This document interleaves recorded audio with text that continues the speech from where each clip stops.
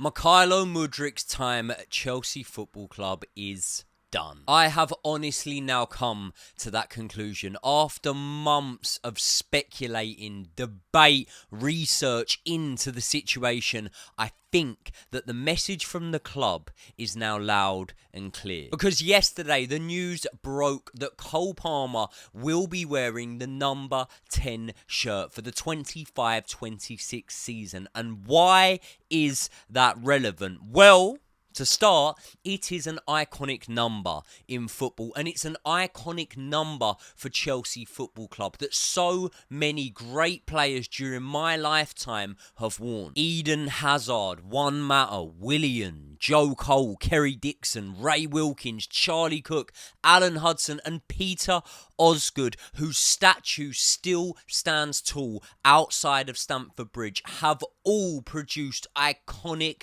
moments for Chelsea Football Club while wearing the number 10 shirt. And that shirt that Cole Palmer will wear next season has come as courtesy of Mykhaylo Mudryk. But let's be honest here. I say courtesy. Mykhaylo Mudryk has not handed over the number 10 shirt to Cole Palmer. Mykhaylo Mudryk has been stripped at this moment in time of his squad number. Now, it doesn't mean that if Mykhaylo Mudryk gets another squad number, he can't go on to be a good player. It doesn't mean that just because you wear the number 10, you're a great player. In my lifetime, we've had a lot of good ones, but we've had one or two bad ones. I mean, well, there's not many that stand out massively. The name that comes into my head is Yossi Benayoun. Oh, terrific little player. Terrific little player Benayoun was. Do you know what? He was actually a bit underrated, Benayoun, in my opinion. Very injury prone. Very much not really strong enough for the Premier League, but very much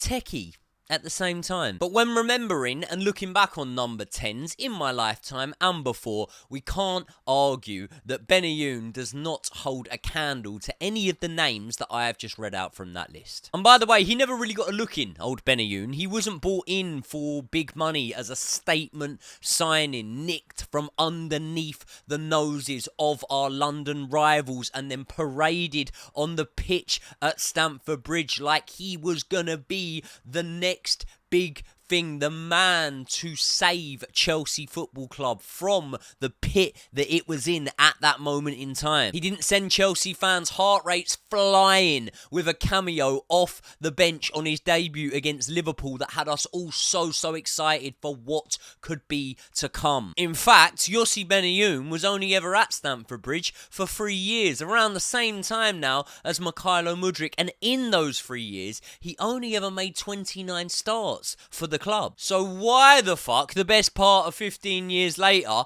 are we now talking about Yossi Benayoun? Well, I will tell you why. Because, right, he did contribute 18 goals and assists in those 29 starts for Chelsea Football Club. Mudryk has contributed 20 goals and assists in 38 starts for Chelsea Football Club. Again, not bad from a stats perspective, but definitely not what we hoped that he would contribute. And we can't lie and say that those stats weren't padded by the Europa Conference League. So when you look at the fact that Mudryk's stats pretty much match, if not are worse than Benayoun's, who for my money is probably the worst number 10 that we've had in my lifetime. Benayoun came in for 5.5 million. Mudryk came in for 62 million. That one could have risen to 88 million should he have still been at the club when we next win a Premier League or a Champions League.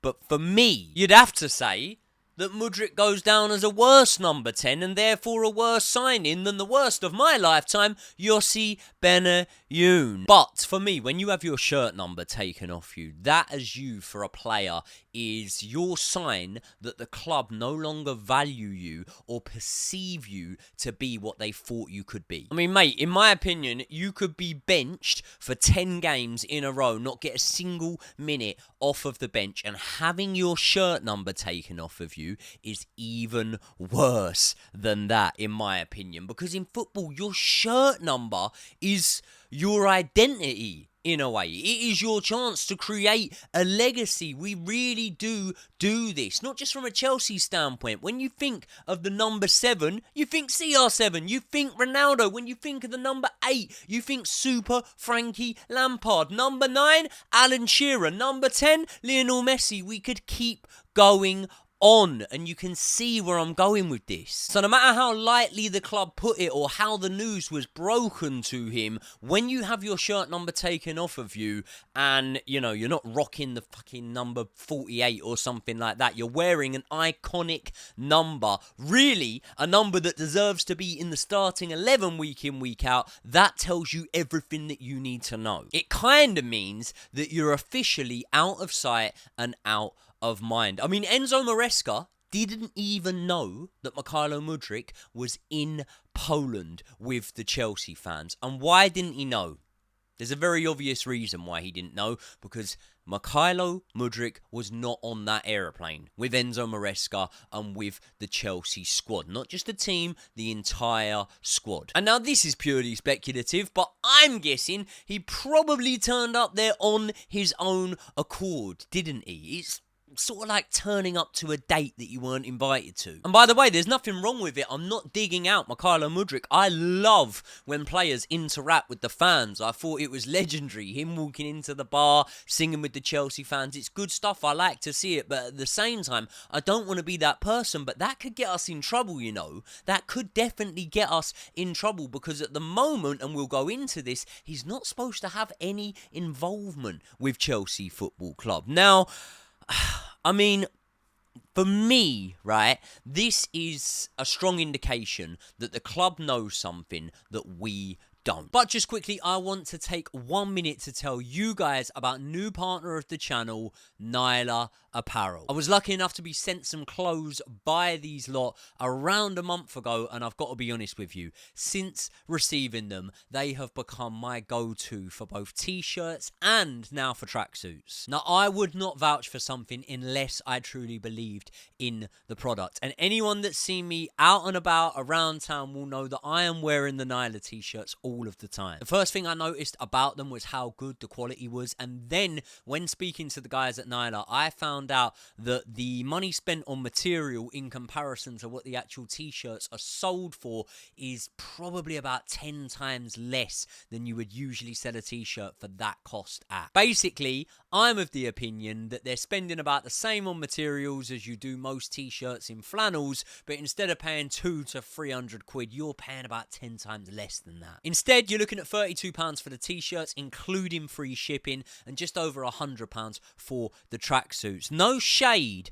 thrown here, but the other day I had my eyes on a Nike tracksuit in JD Sports. I got it, I went to the checkout, and I was nearly at the point of having a heart attack when I found out that tracksuits, I always assumed, back in the day, growing up, were 100 quid. They're now costing over 200 quid, and these ones are exactly the same quality. So if you want a great fit at a great price for clothing that suits all occasions, hit the link in the description and browse the Nyla website. Thanks again to Nyla Apparel for their support with the channel. Let's get back into the video. My suspicion is that Mykhaylo Mudryk will receive a ban from playing football. He's already suspended. He's served about 6 months of that suspension, meaning the ban will probably be backdated. If I had to put my money on it, I would say it's going to be a 2-year ban, backdated by 6 months, which means it will be roughly sort of December 2026 until he's able to start playing football again. But when I say start playing football again, remember, that just means until he's able to start training again, like we've seen with the bans of Ivan Toney, Rio Ferdinand in the past. It's going to take a little bit of time, training, exercise matches, stuff like that, to be able to get yourself back into the first team playing. So that means that this man, who 2 weeks before we signed was just 21 years old, at the absolute soonest will not be playing playing again for Chelsea Football Club until he is 26 years old. But why am I saying absolute soonest? Well, if you are to believe what pretty much every mainstream media outlet has reported when it comes to this case, the actual ban for the doping offence that is alleged against Mykhaylo Mudryk and the clomiphene that was found in his system serves a ban of 4 years. Now, I believe it's going to be 2 years, and I believe that because Chelsea Football Club will have the best specialists on the case, the best possible legal representation, and they will be able to find a host of different ways of how that clomiphene got in his system and proving that he did not know that the clomiphene was going into his system or in his system does not prove innocence. As a professional athlete, you are entirely responsible for what goes in and out of your body. I know this because I am drug tested regularly. I was drug tested 2.5-3 weeks ago or something like that. Now, if it is a 4-year ban, by the way, I've heard a lot of rumours that there would be the possibility for Chelsea to just rip up the contract for Mykhaylo Mudryk, which you'd have to admit would be a huge fall from grace for a man that not too long ago was the poster boy of Ukrainian football. And it's a shame because I genuinely felt like Mykhaylo Mudryk was starting to improve under Enzo Maresca, albeit playing at a much lower level in the Europa Conference League, but I do believe that you can play at a lower level and therefore build your confidence and take that into games at a higher level. Look at his performances for Shakhtar Donetsk when he was playing against Real Madrid, right? He was playing really well in those games against Real Madrid, but they were probably sandwiched in between games against sides that, if they were English, would be fighting relegation or top end of the championship, something like that. So what I'm saying is he was probably building up that confidence playing for Shakhtar Donetsk and then took that confidence over and played against the likes of Real Madrid and other teams in the Champions League and looked good in doing so. So I thought that if he built the confidence up in the Conference League, he could maybe end up getting off the bench for us in the Premier League, starting matches in the Premier League, and I would have been proven right because we had a forward line crisis almost with the suspensions and injuries to Nicholas Jackson, Pedro Neto having to go through the middle. Mykhaylo Mudryk would have got a lot more minutes this season had he have not been suspended. I mean, it won't win it now due to the circumstances, but the goal that I was in the stands for, Conference League, fuck knows who we played. I was too drunk. Was it Heidenheim or Noah? I think it was Noah, wasn't it? That goal from Mykhaylo Mudryk would have been a contender for goal of the season. I don't think they even put it as a contender for goal of the season. It probably was goal of the season. And you can counter my argument by saying, well, look, Kiernan Dewsbury-Hall often looked good in the Conference League, but he didn't really get a look in the Premier League. And when he did, he didn't look that good. And you may be right. But whether or not I'm just tainted by the energy of my good friend Josh Aveste, I do have a sneaky suspicion that there's something there with Mykhaylo Mudryk. And I'm not sure what that something is. I just think that his ceiling may potentially be higher than a portion of this Chelsea squad. But the truth is this.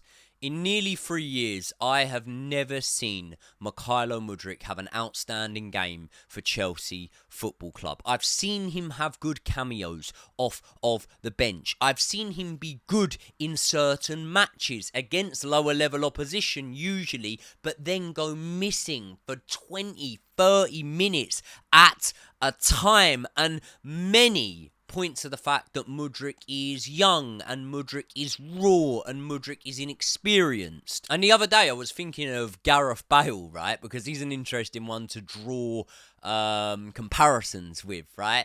Obviously, on the left flank, I mean, he started off as a left back at Southampton, had a great eye for goal, was really good at scoring free kicks, really pacey, electric up the wing when he was running up it, but he was doing it for a second division side. And when he made the jump to the Premier League, he wasn't any good, really, Gareth Bale, let's be honest. I think it was 25 games he played for Spurs before he experienced being on the winning team. And that may just say something about Spurs being Spursy, but you've got to look at it and say, well, Gareth Bale clearly wasn't hitting those heights, right? But then one night in the Champions League, Gareth Bale takes a match against Inter Milan by the scruff of the neck. He does enough in that fixture to ensure that over 2 legs, Tottenham go through that tie. He goes from being a fullback to a left winger, and in a short amount of time becomes one of the best players in world football. And there's probably sections of our fan base who maybe haven't made that comparison, but probably hold out hope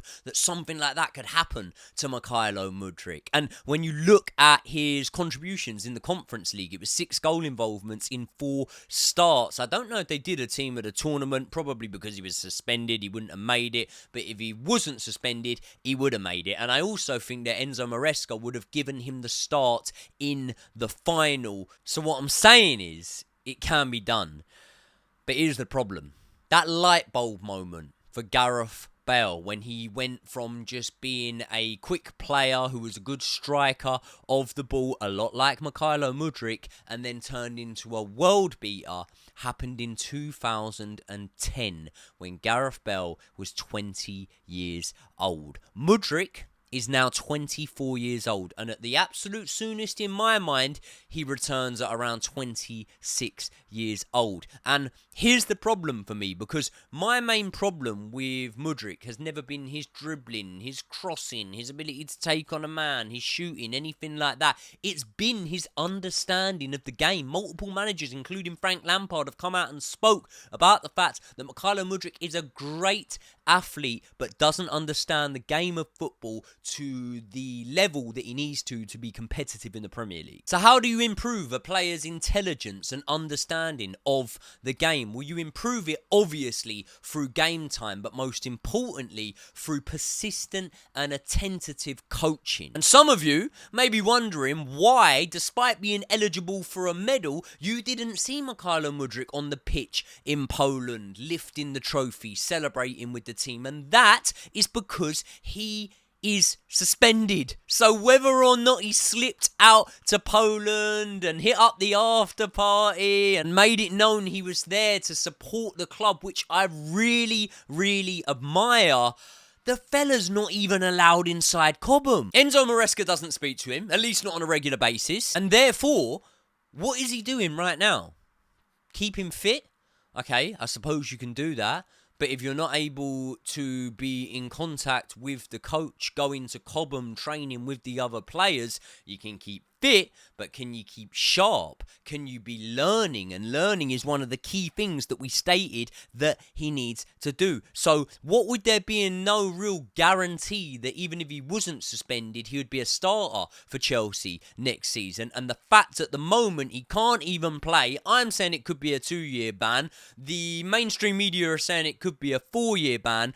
All of this leads me to conclude that this is now the end for Mykhaylo Mudryk at Chelsea Football Club.